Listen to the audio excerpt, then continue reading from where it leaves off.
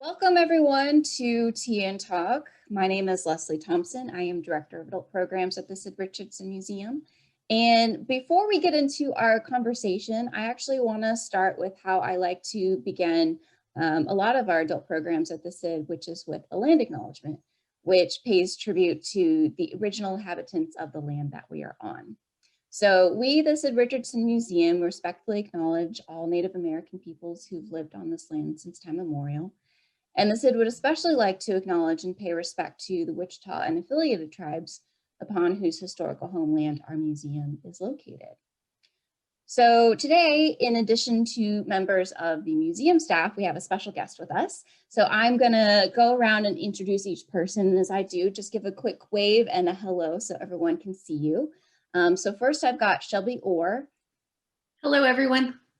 She is Director of School and Family Programs at the Sid.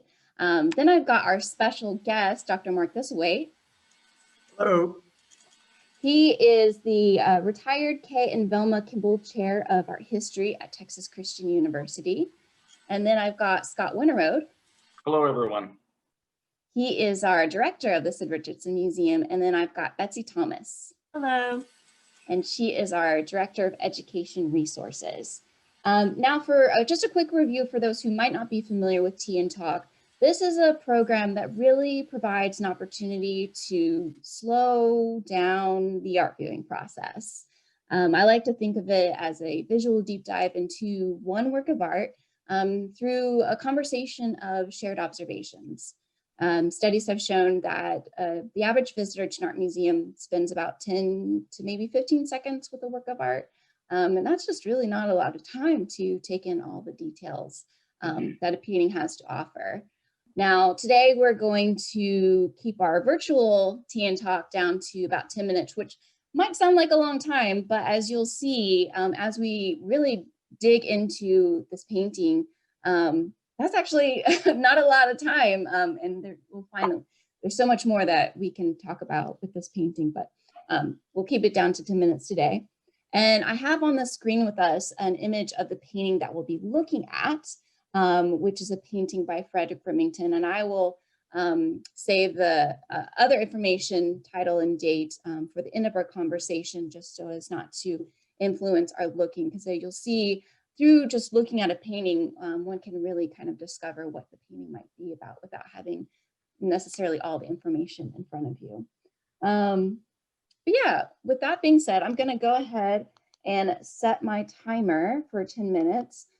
So as you're looking at this painting, go ahead and share something that you notice. Well, since I finished my tea, I'll talk. The first thing that strikes me is the nighttime quality. It's a moonlit scene of a stagecoach coming down apparently a hill or a mountain, perhaps. A little hard to tell. There seem to be mountains in the background. The moonlight is really very strong, and you see it washing on the road, and especially I think the strength of it is reinforced or indicated by the shadows cast by the lead horses in particular. And there are at least two other sources of light besides the moon. You can see a couple of stars in the distance, and then also two lanterns on the side of the stagecoach. So you have the moonlight, you have the lanterns, you have stars.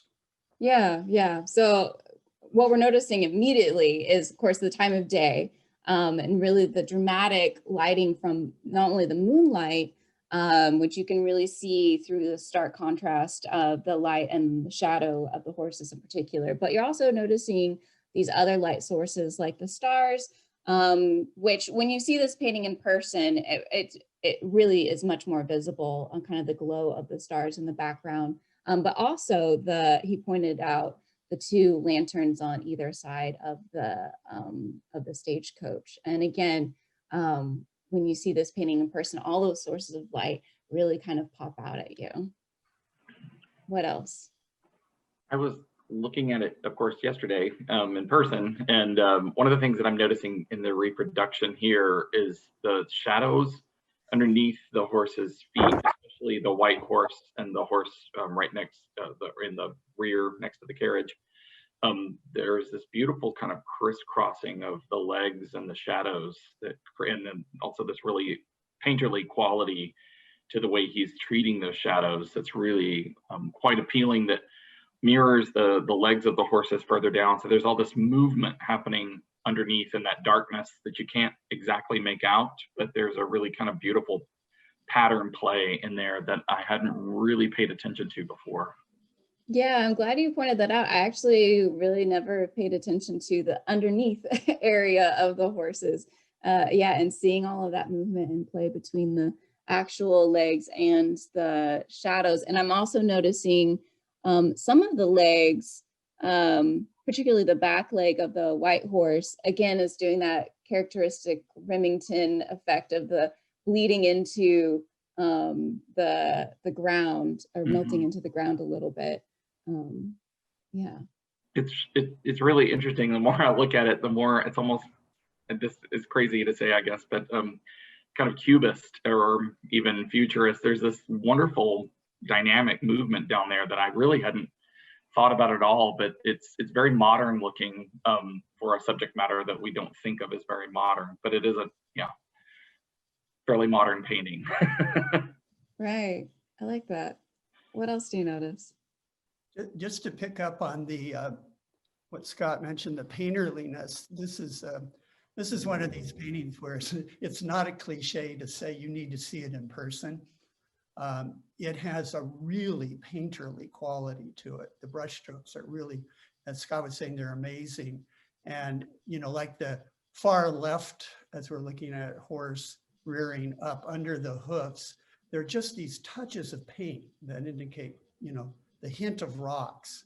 But when you look at the painting itself, it's just paint, and you realize it. And throughout the road and so forth, I think it's one of Remington's most painterly compositions, actually. Yeah. It's fascinating too, is what you're saying there is there's just these light touches of color that give us a hint of an outline in the darkness, especially with the rear horses. They're barely visible, but it's just these little small dabs of paint that bring them out of that murk, which is really quite spectacular. And really how simple that mountain shape is. I don't think you don't focus on that because you're focused so much on the team of horses, and there's just that beautiful simplicity to the background that is in such contrast to all of this painterly quality and this texture that's happening in the foreground. Right. Yeah. What else do you notice? I'm always drawn to the expressions on the faces of the horses, and you don't really know what they're looking at. They're all looking towards something out of the picture plane, but clearly something has disturbed them. Right. Yeah. Picking up on the expressions and responses of the horses to whatever might be startling them, and each one is responding in a different way or has a different expression. Yeah, one is he's a little more pensive, or she. The others have a look of more terror. I also like that the men on the stagecoach in the front, they're so secondary in what your attention is being directed at. And you can tell very vaguely that they are also looking in the same direction, but I know it's hard to tell on the computer, but to me they look, faceless. They're almost kind of like mounds. So yeah, very secondary to what we're supposed to look at. Yeah. Characters in the background. What else do you also terrific the way, you have this diagonal road coming down and opening up on the left, but the way the horses, you were talking about their expressions and so forth, but the way the lead horse on the far side rears up and turns and twists, and then you do have this sequence from one horse head to another, and it actually makes a kind of extended flattened diamond pattern of the heads. which really kind of concentrates our focus on their focus. It's really quite striking. I also really like the way the back horses, I think they were called wheelers in a stagecoach team, are not quite, they're aware, but not like the other horses. You have this wonderful sequence of awareness. And the lead horses are the horses that are supposed to be the most alert. So it makes absolute sense in a way, but it's this kind of really terrific. And as you were saying, the stagecoach figures perhaps are least aware, you know, and it's sort of working its way back to them, that awareness. That's interesting. It kind of like we're almost seeing a sequence of time in a painting in one moment of time. Well, But it yeah. makes me think of the Muybridge photographs that we know Remington was quite aware of, and the whole issue of time-lapse photography or something of that nature to show motion. And so it's interesting to think about it in that respect, and to read the painting in a very different way, but also in a way entrenched in the way Remington worked. Right. What else do you notice in this painting?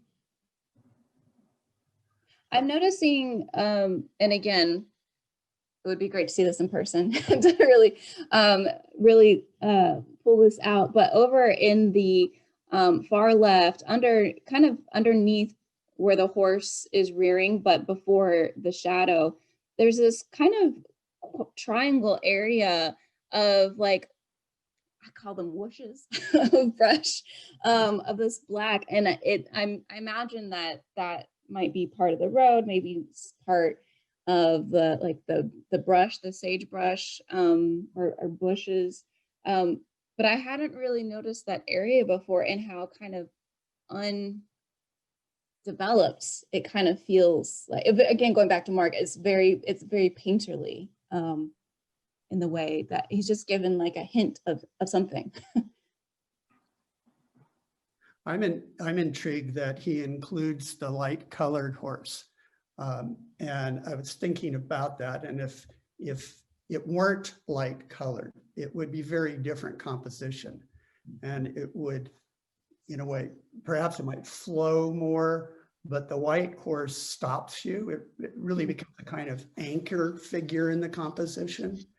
And that horse that's to its right, to our left, that's facing it helps, you know, take you to it. And then you have those mountains coming down with the two stars. And again, that's focused on that horse. And then you're taken to the white horse. But the white horse is the one that I keep coming back to. And it seems to me to be the one that's really most focused on what is out there that we don't know. Yeah, that's a really good point. Again, like that's a compositional choice there. It would be a very dark painting were they all dark horses, and having that white horse, that lighter horse, again, also brings us back to the moonlight and seeing that reflection of the light in this painting. Just another opportunity to see light and to see what's going on. Well, we've actually just reached our 10 minutes there. And we've touched on so much, but yet there's still more to get to with this painting. But I'll go ahead and share the title and date. We mentioned that this is a painting by Frederic Remington. And I think we've kind of already touched on maybe what this painting is about, as it is in the title called A Taint on the Wind. So obviously there's something that the horses we noticed are disturbed by, but there's nothing in the painting to give us any evidence of what exactly that is. That just there's something out there that has startled them. And this is a painting from 1906, which we consider kind of the later years of Remington.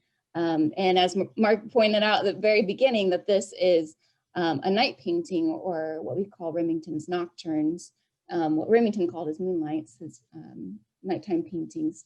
And this is one of 5 nocturnes that we have in our collection. And as we've talked about, this is a really beautiful painting to see in person. And I highly recommend when the museum reopens that you come visit the museum so you can see this in person. And I will also suggest that you also notice how it's framed, because this particular painting is framed differently than the other nocturnes we have in our collection. Speaking of nocturnes, I also want to share, if you are interested in this painting and in Remington's interest in night paintings, I highly recommend checking out a lecture that we recorded recently with Dr. Mark Thistlethwaite. It was a paired lecture looking at the study of night in art and space. And so talking about this movement in American art, including Remington, looking at the night sky and depicting that in their work. And I'll leave a link to that in the description for this video so you can check that out. It's really, really interesting. But with that, go ahead. May I add one thing? Yes. We spent 10 minutes looking at that. I came across a description that Remington wrote in 10 words. When he copyrighted the work in 1960, he had to describe it. And his description was a 6-horse stage in moonlight with horses shying at something. That's perfect. Yeah, so he kind of nailed it. Yeah, that's great. a great description. That's wonderful. Well, as we wrap up the conversation here, I would invite those who are watching this, if you have a 10-word description for this painting, we would love to hear that. Or any other comments or observations or questions that have resulted from you spending some time with this painting, please do leave them in the comments below. We'd love to hear from you. But otherwise, I want to thank y'all for joining us for Tea and Talk today. I really enjoyed our conversation, so thank you.